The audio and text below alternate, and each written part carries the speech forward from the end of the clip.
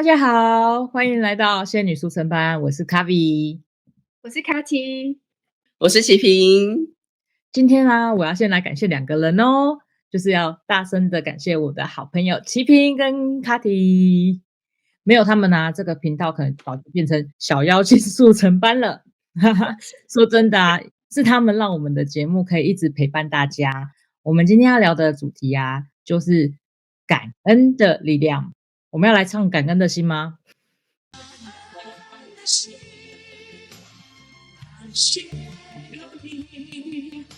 感恩的心，感恩有你。有没有发现，当我们学会感恩的时候啊，生活的烦恼好像就少了那么一点点，然后心情就会变得非常的平静。这到底是为什么呢？感恩到底有什么魔力呢？让我们今天来好好聊聊这个话题吧。谢谢 Kari 的感恩，也谢谢你有趣的开场。我也很感恩，就是在生命旅程中遇见你们两个，然后也谢谢齐平，就是陪伴我超过我一半的生命，有吧？有超过了吧？其实感恩它不仅仅是情感上面的，它其实也有很多科学的根据。从心理学的角度来看呢，感恩不仅能让我们的情绪变得稳定啊，还能减少压力，然后提升我们的幸福感哦。真的满满的幸福感。你们两个这样讲，让我感觉超级害羞。我也非常感谢，就是 Kavi 在这一路上的陪伴，然后还有很多的后置上面都帮我们做了很多的功课。那也非常感谢 Katy， 你也陪伴了我一半的旅程哦。其实感恩真的非常的有力量，它不只会让我们是更开心，它也是让我们可以跟身边中的人可以有更深的连结。像我自己也是经历过人生低潮的时候呢，透过感恩的练习，让我自己的心境可以慢慢的改变。今天也想要跟大家一起分享一下，什么在日常生活中找回自己变得更好的力量。那希望大家可以在今天的影片中得到一点启发哦。Katy， 你刚才有提到感恩是有科学依据的，那能不能跟大家多分享一下，我们怎么透过感恩来让自己感觉更好呢？我首先提到，就是脑神经的科学研究发现，当我们体验和表达感恩的时候呢，会让我们的大脑分泌出化学物质。这些化学物质呢，会让我们变得开心，例如啊，脑内啡、多巴胺、血清素跟催产素等等。这些物质帮助我们放松，那长期下来呢，是不是可以降低我们的焦虑，然后帮助我们的睡眠变得更好，甚至减少我们身体的发炎，让我们变得更健康哦？没想到感恩可以对身体有这么多的一个帮助，而且竟然还可以对睡眠也有帮助，超神奇的。我也没有想到啊，感恩可以影响我们大脑这么多，所以啊，这其实是一种心灵跟身体的双重疗愈哦。接下来我们就来聊聊怎么样把我们的感恩呢带到我们的日常生活中。Katy， 听说你一直都在做一些简单的感恩练习，那这也让你生活开心了不少。那要不要跟大家一起来分享一下，怎么样在日常生活中练习感恩呢？那其实我从大概几年前开始写感恩日记，一开始呢，我会在早上起床跟睡前，就跟我们前面冥想提到一样，我都会习惯早上跟晚上各写7个，我也不知道为什么7个，我都写7个。对，我真心觉得学会写感恩日记之后呢，让我生活真的变得很幸福。因为你们想想看，我们聚焦所有的能量在感恩的事情上面，那些烦恼是不是就小到看不到了？真的，因为你的焦点是在感恩的事，对不对？想感恩的时候就很难想那种很负面的东西。对，而且你想感恩，你越想其实是越开心，你会发自内心就有微笑，对不对？就觉得哇很开心哎。所以其实在研究显示下呢，每天写3件感恩的小事情，就能够帮助我们在困难的时候呢，保持正面的思维，然后有助于提升我们的情绪啊，还可以提高自身的频率哦。像我自己平常在做的练习啊，是每天在烧香拜拜的时候，我最常做的是说，感谢造物主送光跟爱给我所在的土地，然后我也会感谢土地公，然后感谢公妈，然后再来是我会去感恩每一天发生让我很开心的事情，即使是很小的事情，比如说像今天喝到一杯很好喝的咖啡，到超棒的店员，或是买到想要吃的东西，尤其当别人请吃饭或是请喝饮料的时候呢，我都会说好感谢宇宙的丰盛，真的太棒了。当平安到达家里的时候啊，我又会说感谢车子让我们很平安的到达。我觉得在台北市如果也能找到停车位，其实也很值得感恩非常对，就是感谢超棒的停车位。这听起来真的超简单，而且超有力量的。观众朋友，如果你们现在也觉得生活有压力啊，不如从今天开始一起练习写下3件感恩的事情哦。不过有时候我们真的会遇到很大的挑战，这个时候是不是很难觉得感恩呢？例如说你正在经历失恋啊，你可能被裁员啊，有工作压力啊，或是身边的环境很负面啊，我们要怎么去找到这种感恩的力量呢？这真的是很多人会问的问题耶。其实我觉得感恩不一定要针对某一件特定的好事。其实如果像你刚刚提到失恋，不是因为你去感谢我失恋了，是在失恋的时候，你还可以去找到让你感恩的事情。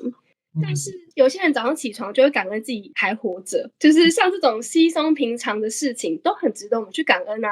我们还可以感恩有水可以喝啊，空气、阳光等等，很多东西都可以感恩。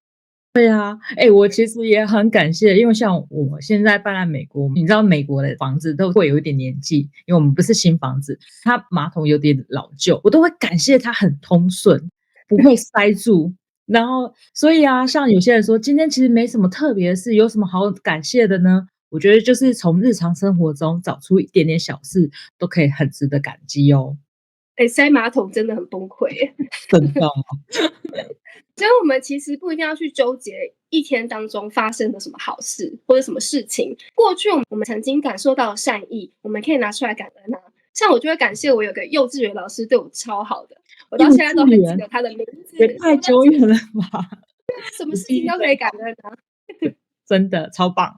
在负面情绪中啊，那我自己很常用是西塔疗愈里面的送关爱给自己以外，然后之后我会根据当下的状况，然后来做一些感谢。有时候可能是感谢自己去看到自己的情绪，然后感谢自己很勇敢，那感谢自己是一个很棒的人，感谢这个事件呢，让我去看到了什么样子的信念，或是感谢我就是一个很丰盛的人。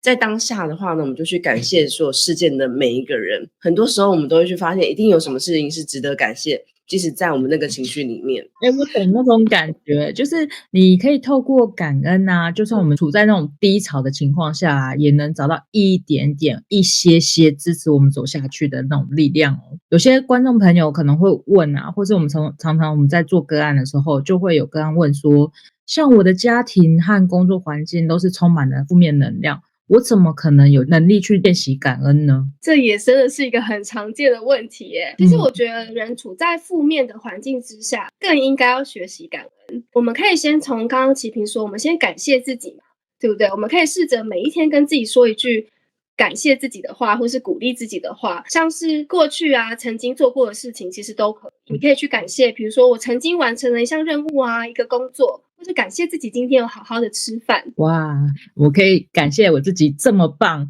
然后感谢我自己跨出这个舒适圈，从台湾搬到美国，然后常常这样的自我鼓励就可以帮助我们带来更多的力量哦。对，或是我们也可以去感谢我们身边的亲朋好友的陪伴跟支持，对不对？这很重要。没错，真的超重要。有时候遇到负面状况的时候，真的超感谢身边还有很多支持自己的朋友在。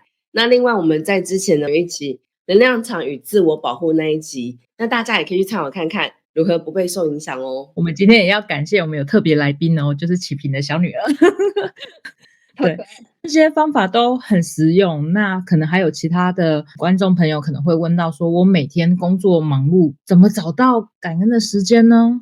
这个真的很棒的一个问题，因为像感恩的时间呢，它真的不需要很多，你可以利用很琐碎的时间，譬如说像在等公车啊，或是有时候我们在排队的时候啊，或是刚好就是在发生那个当下，像是有停到好的车位，就可以直接说哦，超感谢，这就是一个很棒的一个感恩的时机点。所以说很多时候啊，你只要是一个小小的正面事情啊，我们就可以去做感恩的，可以让我们心情变好。就是从意念开始。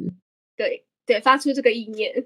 那像忙碌的时候，像我前面提到冥想那集我没有提到，我们是利用就是睡前还有起床的那5分钟也可以。那像如果你们真的没有时间，你们可以在心里面想就好了，就不一定要写下来啦。然后感恩的话，其实你花1分钟都够了吧，对不对？1分钟去感谢自己，感谢朋友，感谢谁都很棒啊。所以我们提到每天3件小事，把它养成一种习惯，那对我们的心态就会产生一些潜移默化的改变哦。希望今天大家都能感受到这种感恩的力量，或许今天就可以开始试着记下3件值得感谢的小事，哪怕只是喝到一杯好喝的茶，有珍珠奶茶也是一个很美好的体验。超级所以每天感恩几件事情呢，真的会让我们生活有一种正面的改变哦。我自己是亲身经历，我觉得透过感恩练习啊，你的生活就会只充满了感谢的事情，不是很棒吗？所以你养成新的习惯，